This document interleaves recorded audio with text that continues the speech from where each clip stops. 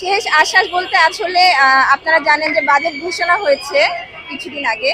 তো আমাদেরকে বলা হয়েছিল যে আসলে টাকা পয়সার একটা ব্যাপার আছে, এখানে টাকা পয়সার সমস্যার জন্য আমাদের মেয়াদও ওইভাবে বাড়াতে পারছে না, রাজস্বের বিষয়টা বর্তমান সরকার নিতে চাচ্ছে না।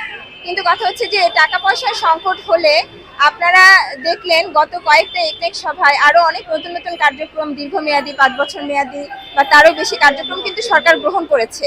এমন না যে কার্যক্রম বন্ধ হয়ে আছে।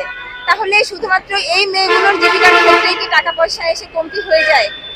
মানে এটা এটা আসলে মেনে নেওয়ার মতো না। আমরা বিশ্বাস করি সরকার যদি চান এই মেয়েগুলোর জন্য কোনো একটা ব্যবস্থা করবেন, তাহলে অবশ্যই সেটা পারবেন। আমাদেরকে বলা হয়েছিল যে 1 বছর মেয়াদ বাড়ানোর চেষ্টা করা হচ্ছে, যদিও সেটার কোনো নিশ্চয়তা তারা দিতে পারেন নাই।